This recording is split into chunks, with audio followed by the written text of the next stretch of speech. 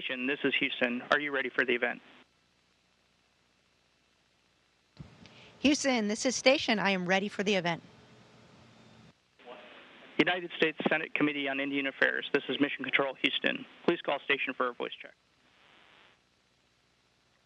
Station, this is Brian Schatz at the United States Senate Committee on Indian Affairs. How do you hear me? Hello, sir. I read you loud and clear. Welcome to the International Space Station.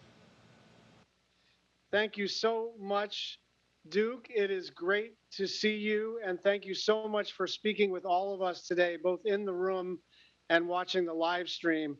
I'm honored to host today's historic conversation from the United States Senate Committee on Indian Affairs hearing room.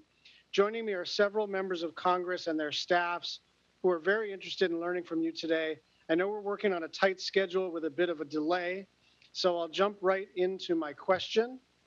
As the first Native woman in space, you are breaking barriers. How do you hope that your mission inspires the younger generation of future Native astronauts, and what advice would you give them?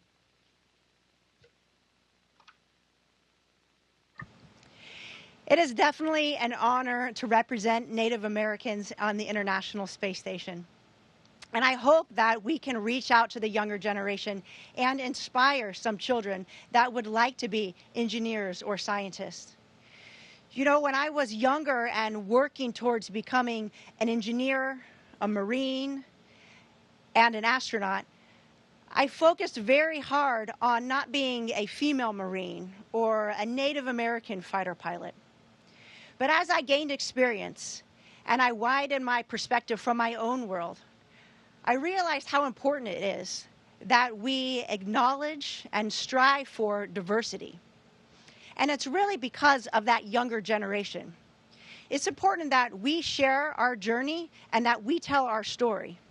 Because although I feel in the operational context, we have truly gotten to a stage where the capable and the qualified are selected for a mission, the harsh reality is, though, that we still live in a world where there are barriers, as you mentioned.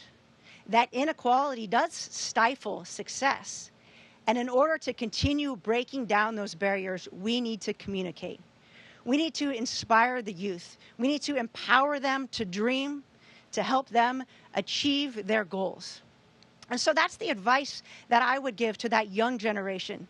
It starts with an idea, it starts with a thought, a dream, but it doesn't stop there. And it won't always be easy. You need to reach out, ask for help, and begin this process of achieving your dreams.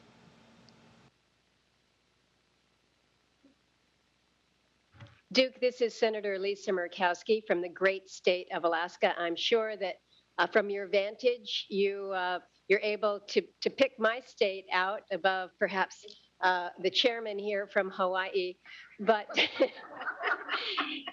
he's surrounded by a lot of blue. But thank you for this extraordinary opportunity and to be able to have this conversation. In my state, Alaska Native youth are becoming more and more focused on opportunities within the STEM career field. Do you have any advice for them as they are looking to, again, this very significant area of opportunity? Absolutely. And yes, it is easy to pick out Alaska as well as Hawaii, though. And that is one of our favorite pastimes, is looking out the cupola windows at our beautiful planet. And for those children that are interested in a STEM field, I was the same when I was young. I really enjoyed math and science, but I had to seek out some of these opportunities. They're not always just present and available there for the taking.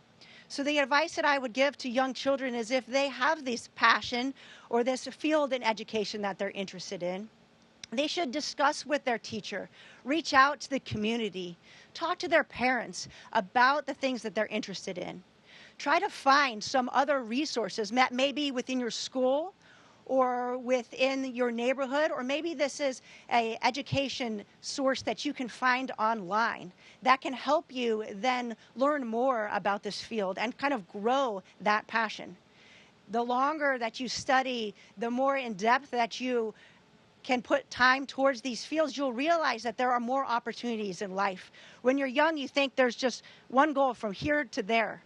But as you start to learn and grow, you realize there are many different paths to achieving those dreams. And it begins with education. Colonel Mann, what a pleasure to be able to speak with you. This is Catherine Cortez Masto. I'm the senator from Nevada. And I am so excited to be able to ask you this question because this comes from Pyramid Lake Junior and Senior High School. There's 28 tribal communities in my state. And let me just tell you, all of the students are so excited to hear from you. But this comes from Carolyn Sanchez of the Reno Sparks Indian Colony and Velma Ross Allen of the Fallon Paiute Shoshone tribe. Their question is, we can only imagine the effort and determination it takes to become an astronaut. What were some obstacles that you faced being the first Native American woman to go to space, and how did you overcome them?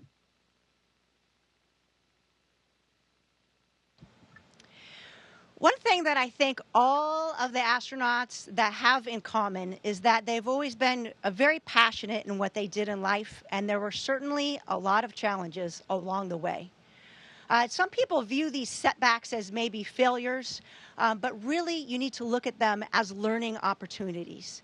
There were times growing up where academically things were very challenging. Times where I felt like maybe I'm not smart enough. Maybe this class that I decided to take, I overstepped what my capabilities are. And you may have a little bit of self-doubt. That's okay. That is part of growing up, and that's part of life. But again, it's reaching out to people, surrounding yourself with people that can help you, that can give you that encouragement to pick yourself back up and then move forward. Certainly at my time training in the Marine Corps and flying fighter jets, there were some very challenging times. Learning to land a fighter jet on board an aircraft carrier in night when the deck is pitching is one of the most challenging things that I've ever done. And it took a lot of studying. It took a lot of practice, and there were a lot of setbacks, but it's that perseverance in life that will keep you moving forward. And to be honest, those challenges, they don't end. Just last week, I went outside the International Space Station with my crewmate Koichi on a spacewalk. We went out to make some modifications to the space station to our solar arrays. We had some technical challenges with the hardware outside the space station. Fortunately, there was a huge team on the ground that helped us come up with troubleshooting ideas. We had to think on our feet. We had to overcome these challenges even though we were frustrated. We needed to accomplish the mission. But throughout this time of growing up and learning to deal with adversity and learning to pick yourself up after a setback, this was not unfamiliar territory for either of us. We worked together, we'd worked with the team on the ground, and we were able to achieve. And we were able to successfully install this modification kit for the solar arrays. And so these challenges will happen all throughout your life. I challenge you really to accept them and embrace them and learn everything you can from them and realize that they happen to everybody, even to astronauts on board the International Space Station.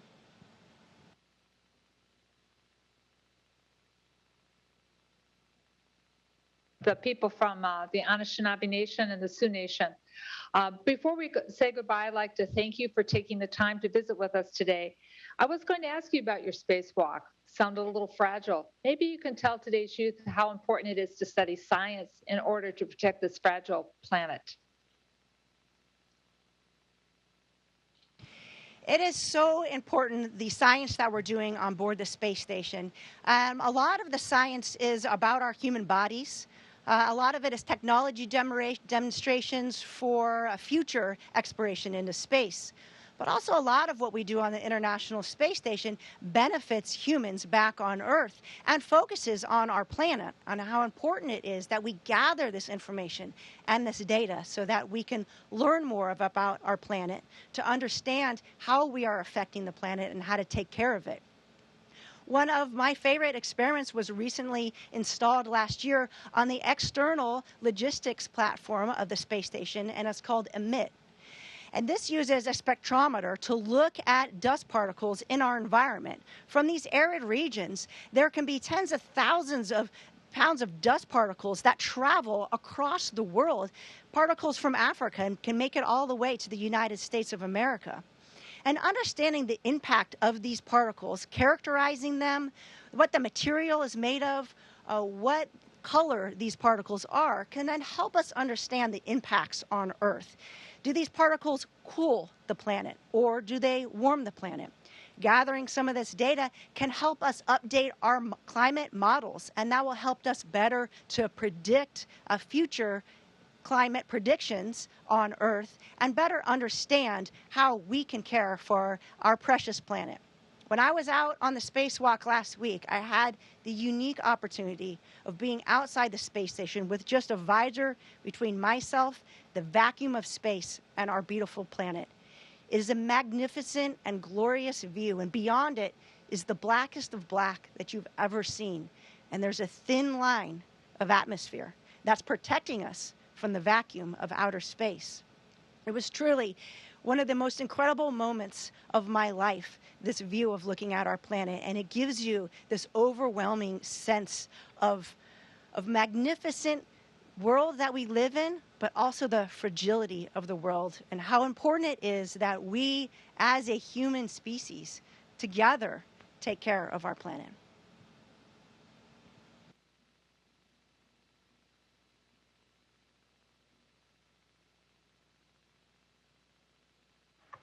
Duke, we want to thank you for taking the time to talk to all of us. You are an inspiration to not just members of Congress, but all of the people we represent, and especially all the young people who see in you someone to emulate, someone to strive to be like, and someone who does their job with incredible joy and determination. And so with that, on behalf of the entire United States Congress, and if I may be so bold, on behalf of a very grateful nation, we thank you for taking the time. We know you have a hard stop, and this is the hardest of hard stops. We're going to lose you shortly. So thank you very much, Duke, for taking the time with us. Please stay safe, and we look forward to seeing you on Earth soon.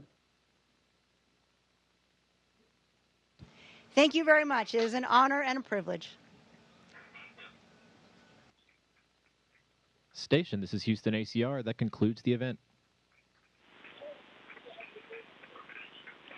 Thank you to all our participants from the United States Congress. Station, we're now resuming operational audio communications.